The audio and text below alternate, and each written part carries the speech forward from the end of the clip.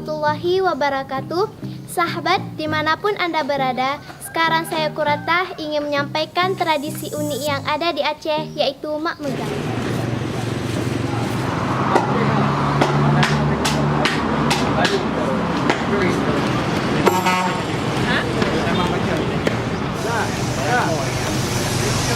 Megang adalah tradisi memasak daging dan menikmatinya bersama keluarga, kerabat, dan yatim piatu oleh masyarakat Aceh, Indonesia.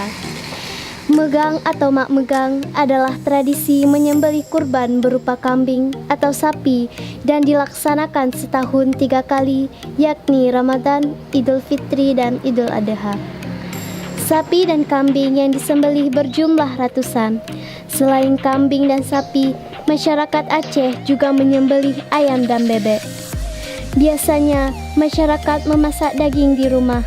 Setelah itu, membawanya ke masjid untuk makan bersama tetangga dan warga yang lain. Tradisi megang di desa biasanya berlangsung 1 hari sebelum bulan Ramadan atau Hari Raya.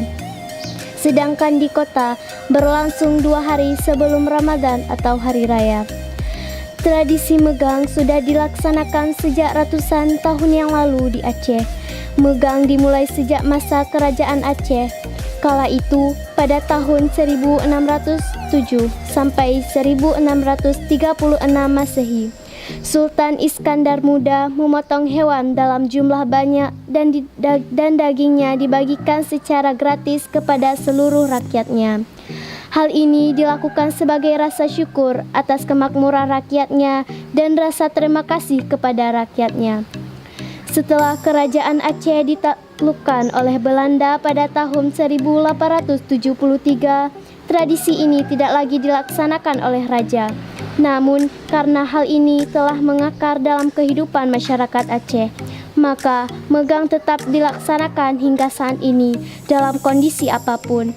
Tradisi megang juga dapat dimanfaatkan oleh pahlawan Aceh dalam bergerilya, yakni daging sapi dan kambing diawetkan untuk pembakalan.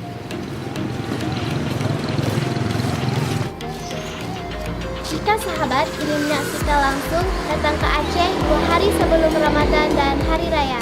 Sekian dan terima kasih. Tunggu saya Kuratah di tempat-tempat yang lain. Assalamualaikum warahmatullahi wabarakatuh.